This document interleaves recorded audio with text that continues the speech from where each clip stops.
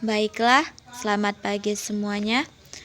Kami dari kelompok 10 ingin mempresentasikan hasil diskusi kelompok kami yang berjudul tentang racun tumbuhan, di mana yang beranggotakan Dia Herlimpane, Devina Sri Juwita Sirait, Inneke Natalia Purba, dan Muhammad Noval. Baiklah, pertama pengertian dari racun tumbuhan. Tumbuhan beracun menurut Forsyth 1954 adalah tumbuhan yang menyebabkan kesehatan normal terganggu apabila bagian-bagian tertentu dari tumbuhan tersebut digunakan oleh hewan ataupun manusia. Bagian yang beracun pada tumbuhan antara lain yaitu daun, pucuk atau umbi, buah, inti biji atau biji, getah, duri, bulu, dan air rebusan dari bagian tertentu tumbuhan, misalnya akar. Adapun akibat dari keracunan tumbuhan antara lain yang tidak menyebabkan kematian, misalnya terjadi kepanasan pada kulit, gatal-gatal, dan kepedihan. Sedangkan yang menyebabkan kematian, misalnya keracunan pada saraf otot, jantung, sampai mengakibatkan kematian. Klasifikasi toksin tumbuhan. Yang pertama, berdasarkan metabolit utama. Tumbuhan beracun dapat diklasifikasikan berdasarkan metabolit utama dari racun yang dimiliki. Beberapa metabolit utama dari racun yang telah diketahui adalah alkaloid. Alkaloid adalah senyawa kompleks yang mengandung nitrogen dalam bentuk garam atau asam. Pada banyak kasus keracunan pada binatang, alkaloid menghasilkan reaksi fisiologi yang kuat pada binatang, terutama pada sistem saraf.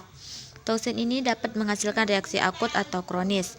Alkaloid ditemukan secara luas pada banyak jenis tanaman, termasuk tembakau. Nikotin adalah toksin utama dari tanaman ini. Astragalus atau leukoid adalah tanaman lain yang mengandung racun alkaloid yang menyebabkan keracunan yang khas. Lokos sangat beracun dalam semua tingkat pertumbuhan, bahkan ketika kering. Mengkonsumsinya, tergantung pada spesiesnya, dapat menyebabkan koma atau keracunan kronis yang secara umum berakhir dengan kematian. Glikosida. Toksin glikosida terdiri dari senyawa yang besar. Asam hidrosianida adalah yang paling umum. Meracuni binatang dengan menghalangi pelepasan oksigen dari sel darah merah ke sel jaringan. Tanaman yang mengandung HCN termasuk Johnson grass.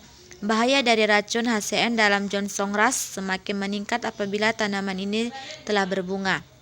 Asam oksalit.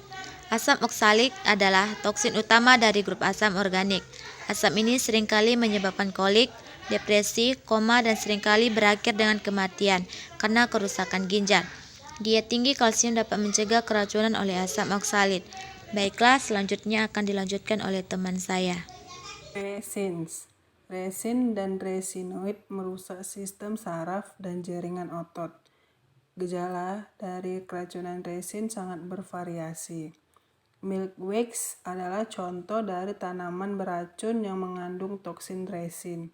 Tanaman ini mengandung toksin glikosida dan resin yang mana tetap ada walaupun tanaman mengering. Ini menyebabkan ia beracun pada semua tahap pertumbuhan. Mineral. Beberapa mineral dapat menyebabkan keracunan apabila tanaman yang menghasilkannya dikonsumsi di Arizona dikhususkan pada nitrogen dan selenium. Nitrat. Kadar nitrat yang tinggi pada tanaman umumnya menyebabkan keracunan.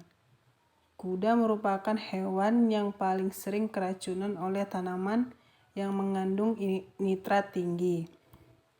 Kematian biasanya relatif cepat apabila tanaman dengan kadar nitrat tinggi dikonsumsi. Spesies yang dapat mengakumulasi kadar toksin nitrat cukup banyak. Misalnya Karelsweet, Pigweed, dan Tistley Rusia.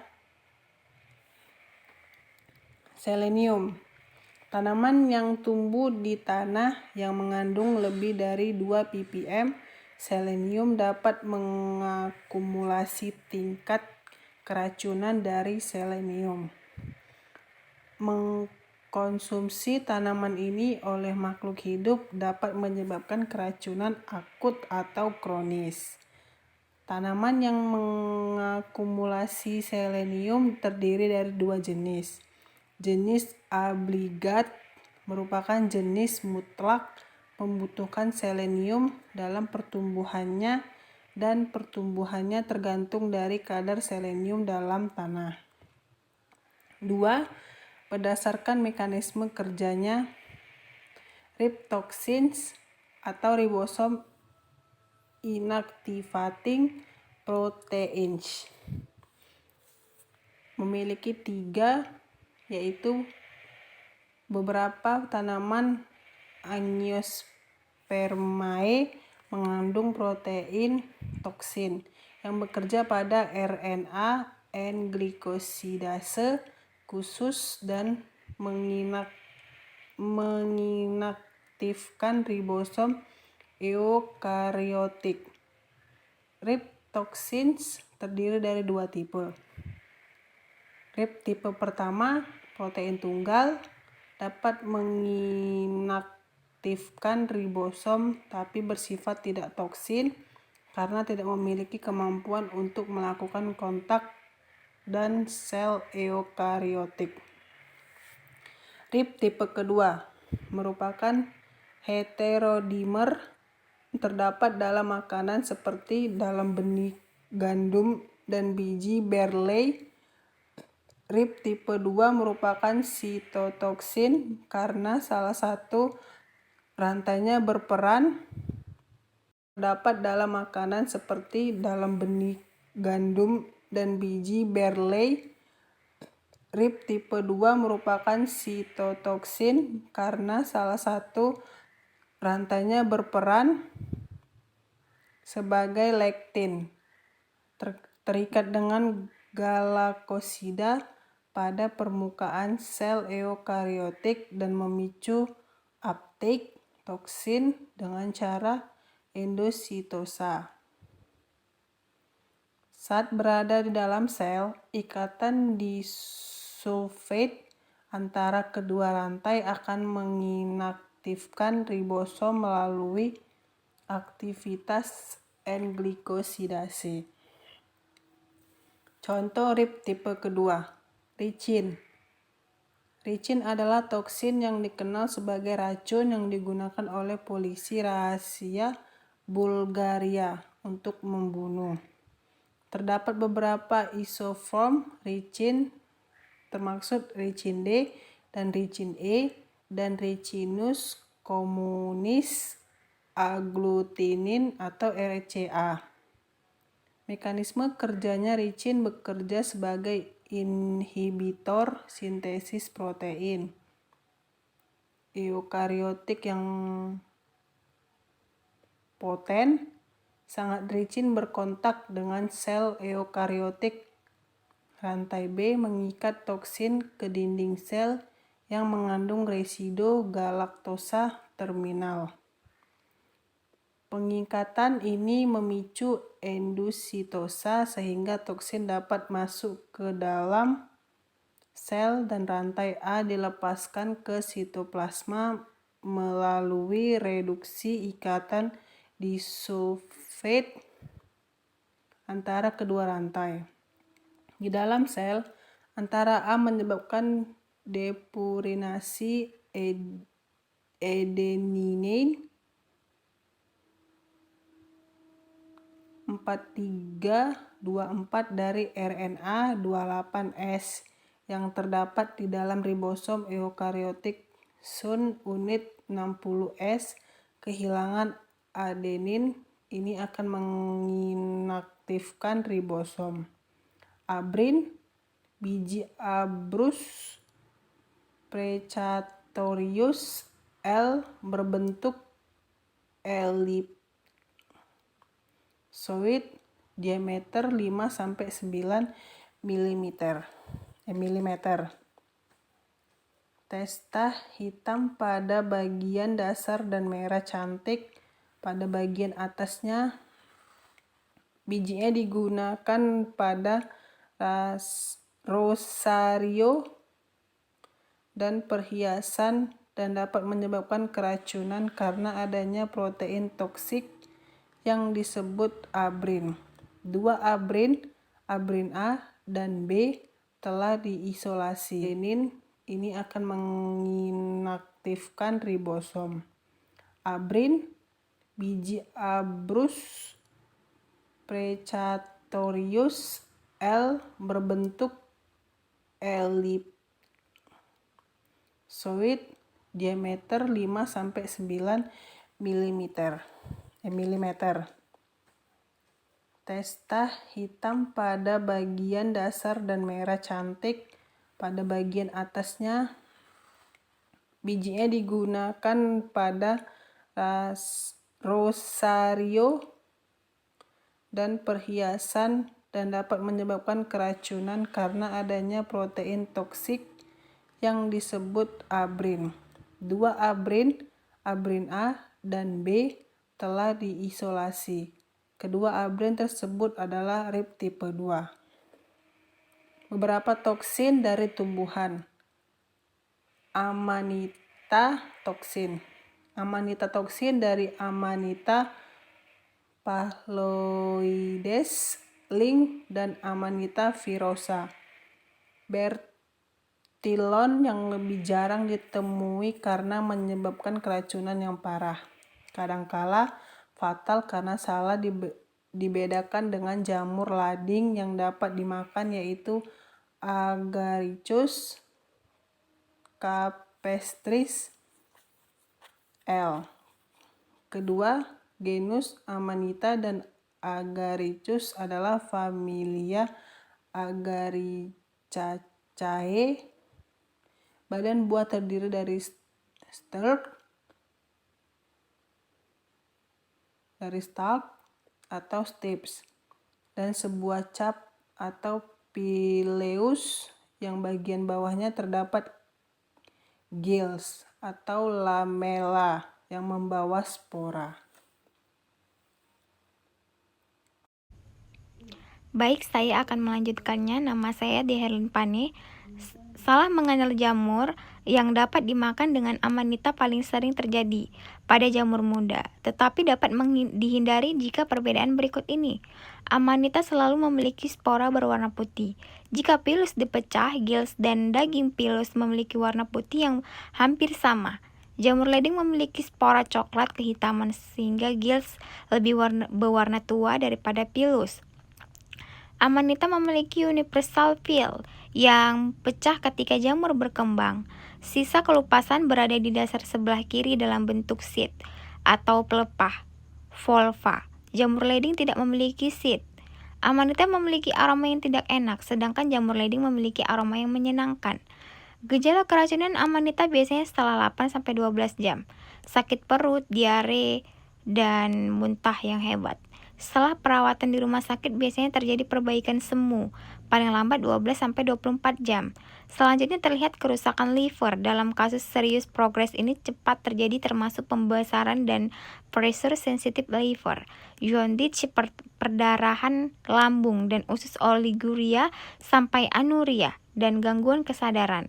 Kematian dapat terjadi 4-7 hari setelah koma hepatik. Hal ini terjadi pada hampir 30% kasus. Beberapa tumbuhan yang mengandung toksin, contohnya tumbuhan jarak pagar, Ricinus communis, familinya Euphorbiaceae. Jarak pagar adalah tanaman semi kayu dengan daun yang lebar dan seperti bintang, tumbuh di daerah tropis dan sebagai tanaman tahunan di daerah tropis. Bunganya sangat kecil dan buahnya tumbuh terdapat di ujung tanaman. Semua bagian dari tanaman ini sangat beracun apabila dimakan. Bijinya merupakan bagian yang paling beracun. Tanaman ini ditemukan di semua daerah tropis. Mimba atau Melia agedarak, familinya Meliaceae. Semua bagian dari tanaman ini sangat beracun apabila dimakan. Daunnya merupakan insektisida alami dan dapat menolak serangga dari penyimpanan buah. Tanaman ini asalnya dari Himalaya dan Asia Tenggara, tetapi sekarang ditanam baik di negara tropis maupun subtropis. Kowit, Mucuna pruritum, familinya Fabaceae. Tanaman ini memiliki daun berbentuk oval dan setiap grup terdiri dari 3 bijinya berwarna coklat. Kontak dengan bunganya dapat menyebabkan iritasi dan kebutaan apabila terkena mata. Ditcamas lily, Gigadenus species, familinya Liliaceae. Tanaman ini berkembang dari umbi dan mirip dengan bawang merah. Daunnya seperti rumput, bunganya terbagi 6 bagian dan ujungnya berwarna hijau. Bunganya terletak di bawah daun. Semua bagian dari tanaman ini beracun. Tanaman ini tidak mempunyai bau seperti bawang. Tanaman ini dapat ditemui di daerah basah, terbuka, dan lain-lain, walaupun beberapa spesies membutuhkan kondisi kering. Tanaman ini banyak terdapat di USA. Terima kasih. Lantana camara dari keluarga Vervain. Tumbuhan lantana ini dapat tumbuh mencapai ketinggian 45 cm. Warna bunganya bervariasi pada daerah yang berbeda, mungkin putih, kuning, oranye, merah, jambu, atau merah. Buahnya berwarna biru gelap dan seperti buah beri hitam. Semua bagian tanaman ini beracun. Jika dimakan dapat berakibatkan fatal pada beberapa individu. Tanaman ini dapat menyebabkan dermatitis. Nah, habitat dan distribusinya tumbuh subur daerah tropis. Selanjutnya ada Hippomane mancinella dari keluarga Sporgi. Nah, Hippomane ini tanaman dapat tumbuh batang tanaman ini dapat tumbuh sampai 15 meter. Daunnya berwarna hijau terang dengan bunga kecil berwarna hijau. Buahnya berwarna hijau atau hijau kekuningan. Tumbuhan ini batangnya sangat toksik, dapat menyebabkan dermatitis pada beberapa individu. Asap dari pembakaran dapat mengiritasi mata. Tidak ada dari bagian tanaman ini yang bisa dimakan. Nah, habitat dan distribusinya itu ditemukan di Florida Utara, Karibia, Amerika Tengah, dan Amerika Selatan. Selanjutnya ada Nerium oleander dari famili Dogbane. Tanaman ini mempunyai batang kecil dan dapat tumbuh sampai 9 meter. Daunnya berwarna hijau gelap dan bunganya dapat berwarna putih, kuning, merah, dan pink. Buahnya berwarna coklat. Semua bagian tanaman ini sangat beracun. Jangan juga digunakan sebagai kayunya sebagai untuk memasak. Nah, habitat dan distribusinya itu di Mediterania dan sekarang telah meluas ke daerah tropis. Selanjutnya yaitu ada tumbuhan Nux vomica dari keluarga Logania. Batangnya berukuran sedang dan dapat tumbuh sampai 12 meter. Semua bagian tanaman ini beracun. Nah, habitatnya berasal dari daerah tropis dan subtropis dari Asia Tenggara dan Australia. Kebanyakan tumbuhan ada yang itu beracun, walaupun beracun, tetapi ada yang bisa dijadikan sebagai obat jika diproses dengan cara yang benar. Contohnya tanaman foxglove atau Digitalis purpurea bisa dijadikan sebagai obat untuk sakit jantung, lelah, dan glukoma. Mungkin itu yang bisa saya sampaikan. Terima kasih. Mohon maaf jika ada yang kurang paham dan ada kesalahan. Assalamualaikum warahmatullahi wabarakatuh.